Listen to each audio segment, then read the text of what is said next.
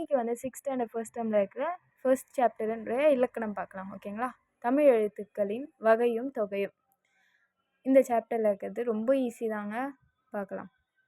First இன்ட்ரடக்ஷனில் என்ன சொல்கிறாங்க அப்படின்னா, உலகில் இருக்கிற ஒவ்வொரு பொருளையும் வந்து மனிதன் நல்லா கவனிக்கும் போது அதோடைய இயல்பு தன்மை அவன் தெரிஞ்சுக்கிறான். அதே மாதிரி ஒரு மொழியை அவன் வந்து நல்லா கவனிக்கும் போது அந்த மொழி எப்படி பேசணும், எழுதணும் அப்படின்ட்டு ஒரு டெஃபினிஷன் கொடுக்குறான். அந்த டெஃபினிஷனை வந்து நம்ம இலக்கணம் அப்படின்னு சொல்கிறோம். ஓகேங்களா?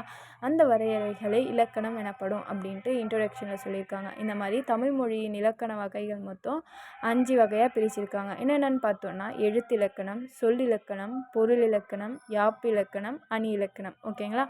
தமிழ் மொழியின் இலக்கணம் வந்து 5. அந்த 5 கேட்டாங்கன்னா இந்த 5த்தையும் எழுதணும். அதுக்கப்புறம் இங்கே எழுத்து அப்படின்னா என்ன, நம்ம எழுதுகிற ஒவ்வொரு சொற்களும் வந்து எழுத்து வடிவமாக எழுதுகிறோம்ல பேனா வச்சு, அதை எல்லாத்தையும் நம்ம எழுத்து அப்படின்னு சொல்லுவோம். ஓகேவா? வரி வடிவமாக எழுதப்படும் எழுத்து எனப்படும். அதே மாதிரி உயிர் எழுத்துக்கள் அப்படின்னா என்ன, உயிருக்கு முதன்மையானது காற்று. அந்த மாதிரி இயல்பாக நம்ம வாயிலேருந்து காற்று வெளியாகும் போது உயிர் எழுத்துக்கள் பிறக்கின்றன அப்படின்னு சொல்கிறாங்க. எப்படின்னு பார்த்தோன்னா, வாயை திறந்தலோ, உதடுகளை விரித்தல், உதடுகளை குவித்தல், இந்த மாதிரி எளிய செயல்பாடுகளால் நம்மளுக்கு முதல் அவ்வரையுள்ள 12 எழுத்துக்கள் நம்மளுக்கு பிறக்கின்றன. நீங்கள் என்ன சொல்லி பாருங்கள், வாயை திறத்தல், உதடுகளை விரித்தல், உதடுகளை குவித்தல், இந்த மாதிரி பண்ணும்போது காலேருந்து அவ்வு வரைக்கும் மொத்தம் 12 எழுத்துக்கள் வந்து கிடைக்கும். இந்த 12 எழுத்தை 2ஆக பிரிக்கிறாங்க. ஒன்று குறில் எழுத்து, இன்னொன்று வந்து நெடில் எழுத்து அப்படின்னு பிரிக்கிறாங்க. குறில் எழுத்து அப்படின்னா ஒன்றுமே இல்லை, குறுகி ஒலிக்கிற சொல் எல்லாமே குறில் எழுத்து அப்படின்னு சொல்லுவாங்க. நெடில் எழுத்து அப்படின்னா நீண்டு ஒலிக்கும் சொல்ல எல்லாத்தையும் நெடில் எழுத்து அப்படின்னு சொல்லுவாங்க. குறுகி அப்படின்னா அ, இ, அந்த சவுண்டு வந்து ரொம்ப கம்மியாகுது பார்த்தீங்களா, உ, ஏ, ஓ, இந்த 5ஐயும் வந்து நம்ம குறில் எழுத்துன்னு சொல்லுவோம். நெடில் எழுத்து நீண்டு ஒலிக்கும்.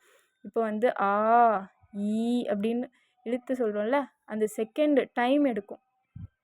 நெடில் எழுத்துக்கும் குறில் எழுத்துக்கும் டிஃப்ரென்ஸ் பார்த்தோன்னா, அப்போது நீண்டு ஒலிக்கிற சொல் எல்லாத்தையும் நம்ம என்னன்னு சொல்லுவோம், நெடில் எழுத்து. இங்கே பாருங்கள், ஒலித்து பார்த்து உணர்வோம். ஆ, இ, உ, ஏ, ஓ, இந்த 5ம் வந்து குறுகி ஒலிக்கிறது இல்லையா? ஆ, ஈ, இந்த மாதிரி 7 அவ்வு வரைக்கும் இருக்கிற 7 எழுத்தும் நீண்டு ஒலிக்கின்றன. சொல்லி பாருங்கள், ஆ, இ, உ, இல்லையா, ஏ, ஐ, ஓ, ஔ, இந்த 7 எழுத்தும் நீண்டு ஒலிக்கிறது. ஆக மொத்தம் இந்த 5ஐயும் நம்ம குறில் எழுத்து அப்படின்னு சொல்லுவோம். மீதி ஆ, ஈ நீண்டு ஒலிக்கிற சொல்ல என்ன சொல்லுவோம், நெடில் எழுத்துன்னு சொல்லுவோம். இந்த ஒவ்வொரு எழுத்து உச்சரிப்பதற்கு நம்மளுக்கு ஒரு கால அளவு உண்டு. அந்த மாதிரி கால அளவை வச்சு தான் நம்ம வந்து குறில் எழுத்து, நெடில் எழுத்து அப்படின்னு 2ஆக பிரிச்சிருக்கோம். ஓகேங்களா? மாத்திரை அப்படின்னா என்னன்னு பார்த்துடலாம்.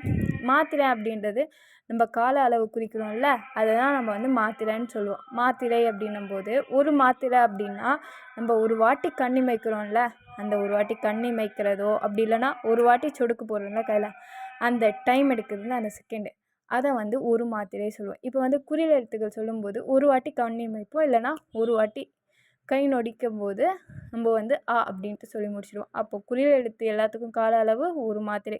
இந்த கால அளவை தான் நம்ம மாத்திரை அப்படின்ட்டு பேர் யூஸ் பண்ணுறோம். நெடில் எழுத்து எல்லாத்துக்கும் வந்து 2 மாத்திரை வரும். ஓகேங்களா? ஆ அப்படின்னும் போது 2 வாட்டி சொடுக்கு போடுவோம், இல்லை 2 வாட்டி கண்ணி வைப்போம். அப்போது 2 மாத்திரை அளவு. ஓகேங்களா? மாத்திரை வந்து நல்லா தெரிஞ்சுக்கோங்க, பேசிக்கு. அப்புறம் வந்து மெய் என்பது உடம்பு அப்படின்ட்டு பொருள்படும். இந்த மெய் எழுத்து மொத்தம் 18 இருக்குது இல்லையா? இக்கு, இங்கு, இச்சு அப்படின்ட்டு 18ஆக பிரிக்கிறாங்க. 18 சொற்கள் இருக்குது. இந்த 18ஐ 3ஆக பிரிக்கிறாங்க. என்னென்ன பார்த்திங்கன்னா, வல்லின எழுத்து, மெல்லின எழுத்து, இடையின எழுத்து. வல்லினம் மொத்தம் 6 பிரிக்கிறாங்க. என்னென்னு பார்த்திங்கன்னா, கசட, தபர அப்படின்ட்டு பிரிக்கிறாங்க. மெல்லின எழுத்து வந்து ஞனன, நமன அப்படின்னு சொல்லுவோம். இடையினமா எரல, வழல அப்படின்னு சொல்லுவோம் இல்லையா? இப்போது நம்ம சொல்லும்போது தான் கசட, தபரன்னு சொல்லுவோம். ஆனால் இது வந்து மெய் எழுத்துக்கள். இக், இச்சு, இட்டு, இத்து, இப், இர், இப்படிதான். இதுதான் வல்லின எழுத்து. நம்ம ஞாபகம் வச்சுக்கிறதுக்காக கசட, தபர அப்படின்னு நம்ம படிச்சுக்கிறோம். ஓகேங்களா? இந்த ஒவ்வொரு மெய்யெழுத்துக்கும் நம்மளுடைய மாத்திரை அளவுன்னா என்ன, கால அளவு. ஓகேங்களா? மாத்திரை எவ்வளோன்னு பார்த்தோன்னா அரை மாத்திரை. ஏன்னா வந்து ஒரு செகண்ட் முடியறதுக்கு முன்னாடியே நம்ம வந்து இக்கு வந்து சவுண்டு சொல்லிடுவோம். இதே இச்சும் அதே போல் தான். அப்போ வந்து மெய் எழுத்துக்கள் ஒலிக்கும் கால அளவு அரை மாத்திரை. ஓகேங்களா? நெக்ஸ்ட்டு பார்க்கலாம். ஒலித்து பார்த்து உணர்வோம். இங்கே பாருங்கள் டேபிளில் கசட தபர அப்படின்ற ஆறும் வன்மையாக ஒலிக்குது. அந்த மாதிரி ஒரு ஆர்டராக சத்தமாக ஒலிக்கும் கசட தபர அப்படின்ட்டு. இதே ஞனன நமன அப்படின்றது வந்து மென்மையாக ஒலிக்கும். அந்த எரள வழல அப்படின்றது வன்மையாகவும் இல்லாமல் மென்மையாகவும் இல்லாமல் இரண்டுத்துக்கும் இடைப்பட்டு ஒலிக்கும். ஓகேங்களா? உயிர்மெய் எழுத்து. உயிர்மெய் எழுத்து அப்படின்னா என்னென்னா மெய் எழுத்துக்கள் வந்து 18ம் உயிர் எழுத்துக்கள் 12ம் சேர்ந்து மொத்தமாக 216 எழுத்து தோன்றும். அதுதான் நம்ம உயிர்மெய் எழுத்து அப்படின்னு சொல்லுவோம். அப்போ மெய் எழுத்துனா இக்கு இங்கு போடுவோம்ல, அது. உயிர் எழுத்துனா ஐ இ. இப்போது இக்கு ப்ளஸ் ஆ என்னது நம்மளுக்கு கா வரும். அப்போ இந்த கா அப்படின்றது உயிர்மெய் எழுத்து. இதே போல் இக்கு ப்ளஸ் ஆ அப்படின்னும்போது கா அப்படின்ட்டு நம்மளுக்கு வரும்ல, அது மெய் எழுத்து. ஓகேங்களா? இப்போ வந்து நம்மளுக்கு எத்தனை கிடைக்கும்? 216. எப்படின்னு பார்த்தோன்னா 12 உயிர் எழுத்துக்களும் 18 மெய் எழுத்துக்களும் நம்ம மல்டிப்ளை பண்ணி பார்த்தா 216 கிடைக்கும். மொத்தம் 216 வேர்ட்ஸ் நம்மளுக்கு வந்து கிடைக்கும் உயிர்மெய் எழுத்துக்கள். ஓகேங்களா? மெய்யுடன் உயிர் குறில் சேர்ந்தால் உயிர்மெய் குறில் அப்படின்ட்டு சொல்லுவோம். இதே மெய்யுடன் உயிர் நெடில் சேர்ந்தால் உயிர்மெய் நெடில் தோன்றுகிறது. ஆகவே உயிர்மெய் எழுத்துக்களையும் 2ஆக பிரிக்கிறோம். உயிர்மெய் குறில் உயிர்மெய் நெடில் என இரு வகைப்படும். இப்போ இங்கே பார்த்தீங்கன்னா டிஃப்ரென்ஸ் தெரியும். ஆ அப்படின்ற எழுத்து என்னது? உயிர் எழுத்தில் குறில் எழுத்து. ஆ அப்படின்றது உயிரில் நெடில் எழுத்து. அப்போது மெய் கூட உயிர் குறில் சேர்ந்தால் உயிர்மெய் குறில் வந்துடும். கா அப்படின்றது குறில் எழுத்து. இதே உயிர்மெய் நெடில் கூட மெய்யெழுத்து சேரும்போது கா அப்படின்னு வருமா? அப்போது இது உயிர்மெய் நெடில் எழுத்து. ஓகேங்களா?